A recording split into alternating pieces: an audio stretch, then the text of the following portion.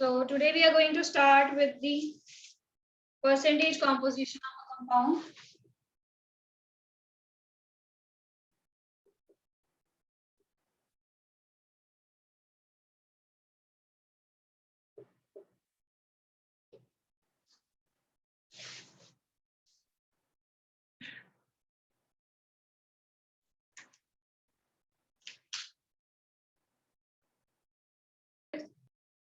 Percentage composition of a compound.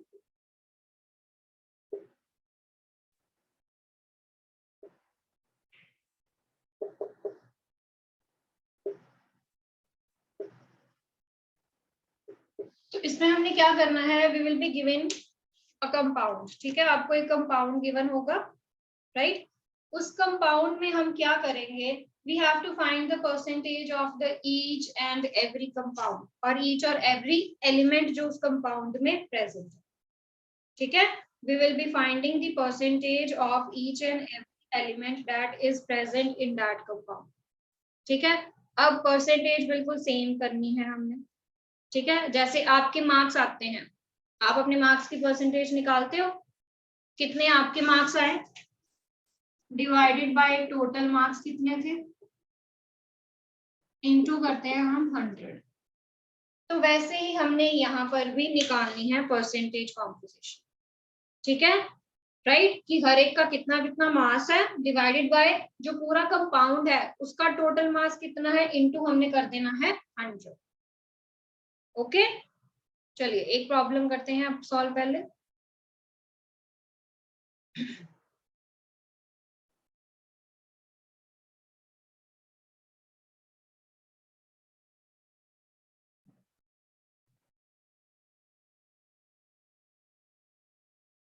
So write down one problem. Calculate the percentage composition. Calculate the percentage composition of each element.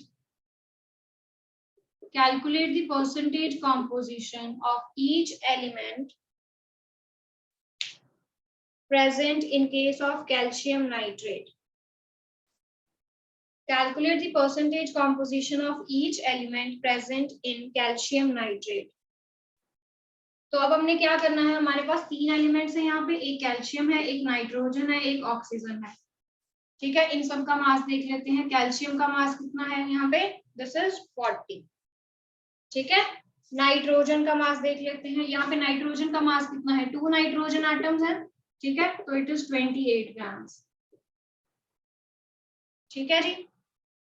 Oxygen 3 2 6, 6 है, 16 into 6 कितना हो जाएगा, it will be 96. ठीक है, ये हमें हो गए गिवन. अब निकालिए molar mass, that means the total mass of the compound.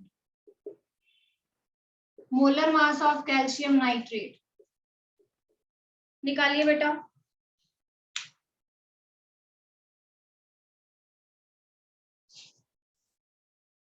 इन सबको प्लस कर दो.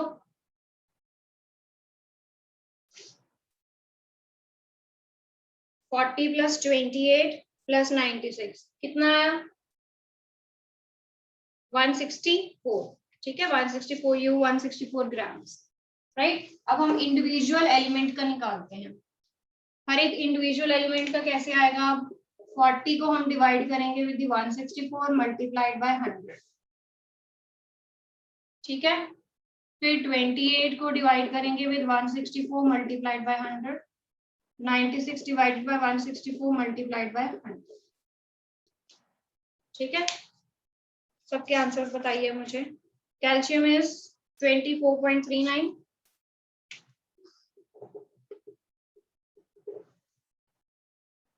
हाँ जी, व्हाट अबाउट नाइट्रोजन, नाइट्रोजन कितना है,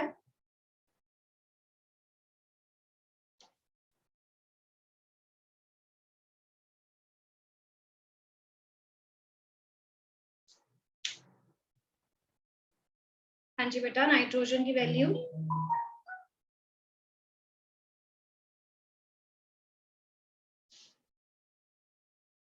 Am I audible?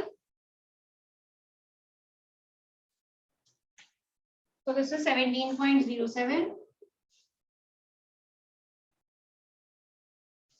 And for the last oxygen,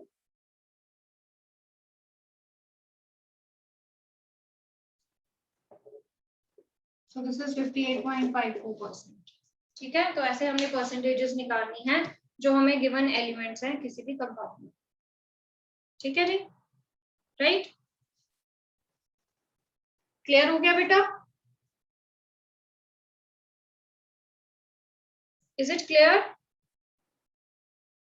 चलिए अब नेक्स्ट न्यूमेरिकल करते हैं. तो ये तो बिल्कुल मैंने सिंपल एग्जांपल दी है अब आपको.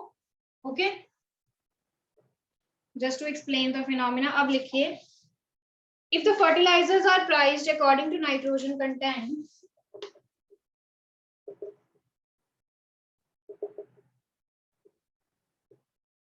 if the fertilizers are priced according to nitrogen content,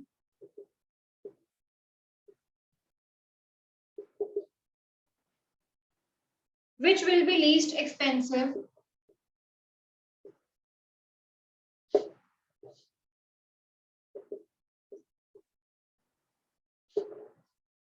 तो कह रहे हैं कि इसमें से कौन सा जो है वो लीस्ट एक्सपेंसिव होगा पर 50 kg ऑफ बैग. ठीक है, तो सबसे पहले है urea, that is NH2 twice CO. Second is ammonia, ammonia का फॉर्मूला आपको पता ही है.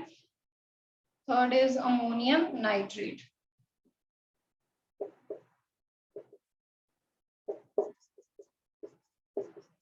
NH4NO3. ठीक है, तो इसमें से वो कह रहे हैं कि अगर मैं फर्टिलाइजर्स को प्राइस कर रही हूँ उनके नाइट्रोजन कंटेंट के अकॉर्डिंग, तो इसमें से कौन सा जो है वो लीस्ट एक्सपेंसिव होगा, यानी कि किसमें सबसे कम नाइट्रोजन कंटेंट होगा अगर हम पर 50 kg बैग की बात कर रहे हैं. ठीक है, तो सब में नाइट्रोजन का कंटेंट निकालिए और मुझे आंसर बताइए कि किसमें नाइट्रोजन कंटेंट सबसे कम है.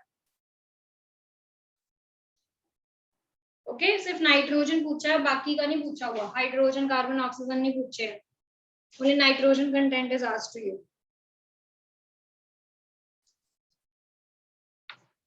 चलिए solve quickly and give me the answer बेटा.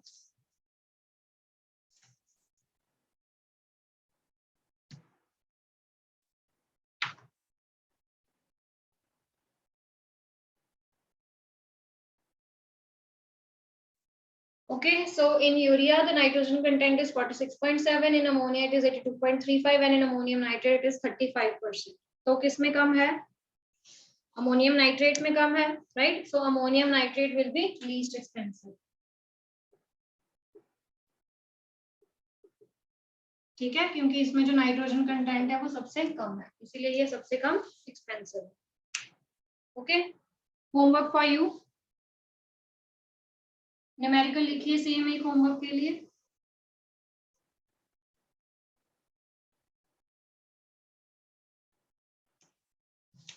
Calculate the mass percent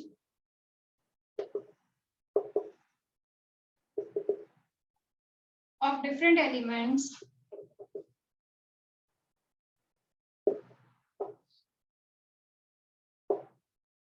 present in sodium sulphate. और मुझे सोडियम सल्फेट का फॉर्मूला बता दो बस. Just give me the formula of sodium sulphate.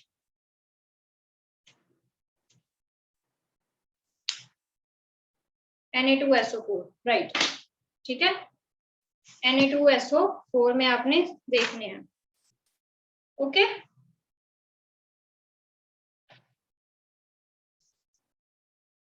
Clear? अब ये टॉपिक हमारा यहीं तक था. That will be using in the next topic. ठीक है, नेक्स्ट टॉपिक में हम परसेंटेजेस जो है वो कैलकुलेट करने भी सीखेंगे. ठीक है, जहां पर हमारे न्यूमेरिकल्स आएंगे इस पे बेस्ड भी. तो now the next topic is empirical and molecular formula.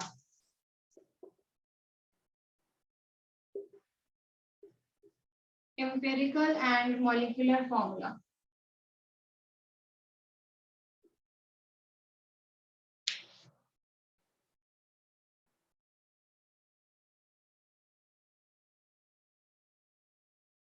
बेटा Samriddhi that they were asking that if we are considering the 50 kg, ठीक है, एक स्टैंडर्ड लेके चल रहे थे कि अगर हम सबका 50 kg के अकॉर्डिंग देखें तो किसमें सबसे कम आएगा, ठीक है। तो सबसे कम जो आ रहा था वो उसमें आ रहा था, अमोनियम नाइट्रेट में आ रहा था, ठीक है।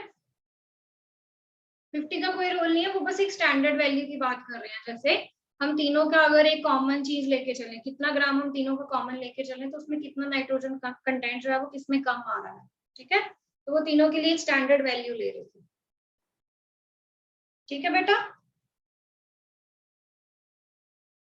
चलिए, empirical formula and molecular formula. See, if I'm writing the formula of glucose like this, C6H12O6, ठीक है। अगर मैं ग्लूकोज का फॉर्मूला ये लिखती हूँ C6H12O6, अब मुझे दिख रहा है कि मैं इसमें से जो 6 है वो कॉमन ले सकती हूँ। I can take 6 common from here. तो फॉर्मूला क्या बन जाता है, CH2O, this is the formula, ठीक है। CH2O जो हमें बिल्कुल सिंपलेस्ट होल नंबर रेशियो दे रहा है। यहाँ पर जो होल नंबर रेशियो थी वो ये थी, अब इसको मैंने कन्वर्ट कर दिया तो I am getting the simplest whole number ratio like this 1:2:1, which is quite simple from this, ठीक है।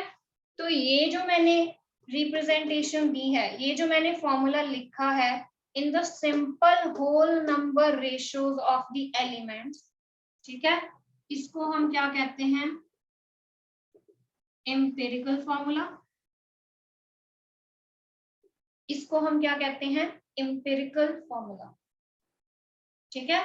बट जो ग्लूकोज है उसकी एक्चुअल रेशियो तो ये है ना, जो ग्लूकोज है उसकी एक्चुअल रेशियो तो ये है कि 6:12:6 आना चाहिए। तो ये जो हम फॉर्मूला लिख रहे हैं जिसमें उस कंपाउंड की एक्चुअल रेशियो शो होती है, the formula that we are writing in which the compound's actual ratio is showing, okay, so this formula is known as molecular formula. Getting? समझ आया? इंपेरिकल फॉर्मूला और मॉलिक्यूलर फॉर्मूलास क्या हैं, ठीक है। तो क्या मैं लिख सकती हूँ ऐसे,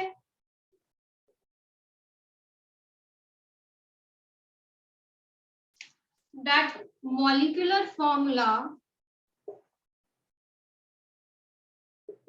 is n times empirical formula, क्या मैं लिख सकती हूँ ऐसे। जैसे मैंने ग्लूकोज का फॉर्मूला लिखा C6H12O6, इसमें से मैं 6 कॉमन ले लिया तो बाकी बचा CH2O, can I write it like this,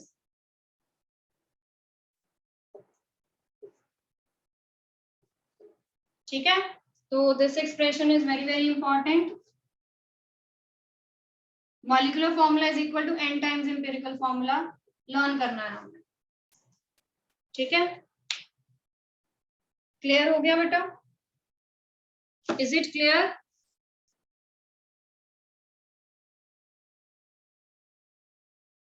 Now write down one numerical. A compound on analysis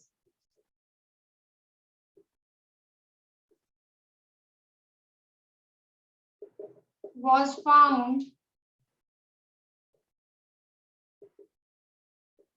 to contain carbon 34.6%, hydrogen 3.85%, and oxygen 61.55%. Calculate its empirical formula.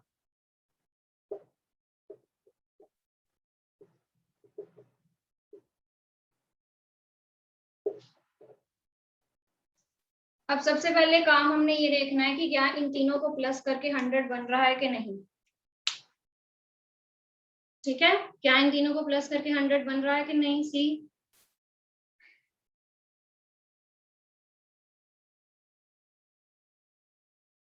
is it giving you the 100%,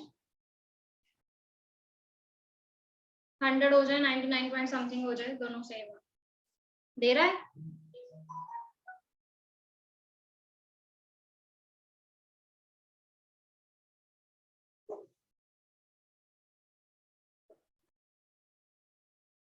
चलिए अब इसके लिए हम एक chart बनाते हैं पूरा, ठीक है। तो हमने ऐसे ही ये फॉर्मूला जो है वो कैलकुलेट करने हैं। सबसे पहले आपने लिखना है एलिमेंट, एलिमेंट के बाद उसकी परसेंटेज लिखनी है जो आपको गिवन है। हर एक एलिमेंट का आपने एटॉमिक मास लिखना है, ठीक है। उसके बाद हमने ग्राम, एटम्स या मोल्स लिखने हैं, ठीक है। Next you have to write the atomic ratio and in the final you have to write the simplest ratio, ठीक है। तो हमेशा एम्पिरिकल फॉर्मूलाज ऐसे ही कैलकुलेट करने हैं।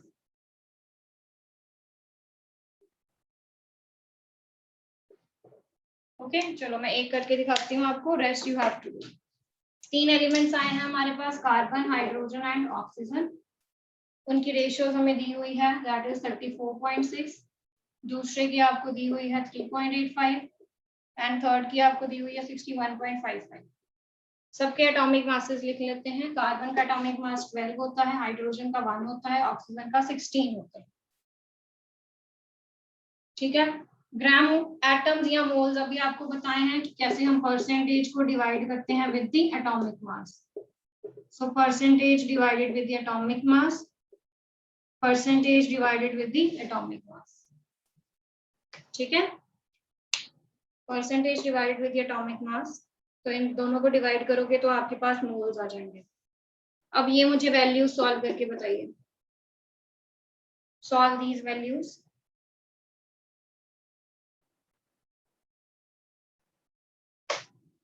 So it is going to give you 2.88, ठीक है।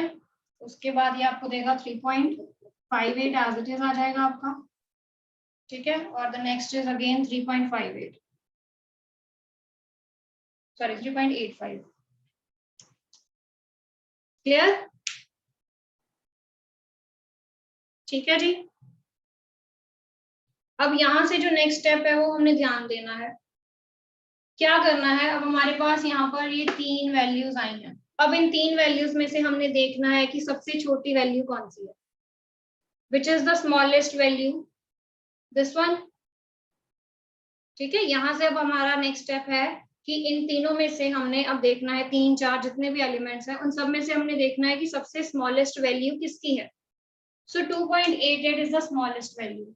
तो हमने क्या करना है, ये जो तीनों वैल्यूज हैं उनको उसी स्मॉल वैल्यू के साथ डिवाइड कर देना in order to convert them into their atomic ratio, ठीक है जी। तीनों को जो स्मॉलेस्ट वैल्यू है तीनों में से उसके साथ हमने डिवाइड कर देना है to convert it into their atomic ratios, ठीक है। तो अब यहाँ पर आपने मेन इस चीज का ध्यान रखना है कि अब हम इनको पॉइंट्स की बजाय सिंपलेस्ट होल नंबर्स में लेके जाएं, ठीक है। पॉइंट्स की बजाय हमने इनको सिंपलेस्ट होल नंबर्स में लेके जाना, ओके, ठीक है। यहाँ पर 1 आ जाएगा, यहाँ पे 4/3 4/3। अब सिंपलेस्ट होल नंबर वैल्यू देखते हैं। अब 1 है, दूसरी तरफ हमारे पास 4/3 है, अगेन वी आर हैविंग 4/3, ठीक है। तो हमने इसको सिंपलेस्ट होल नंबर रेशियो में कन्वर्ट करना है, तो क्या करेंगे, ये 3 के साथ सबको क्या कर देंगे, डिवाइड कर देंगे, ठीक है। तो यहाँ पर हम क्या करेंगे, 3 here it will be giving you 4 and it will be giving you 4, ठीक है, ओके, राइट। तो जो आपकी वैल्यू आई है वो क्या आई है कि कार्बन 3 है, हाइड्रोजन 4 है एंड ऑक्सीजन भी कितने हैं, 4। So this is the formula C3H4O4, clear, ठीक है। So in this way you have to calculate the empirical formula and the mass formula.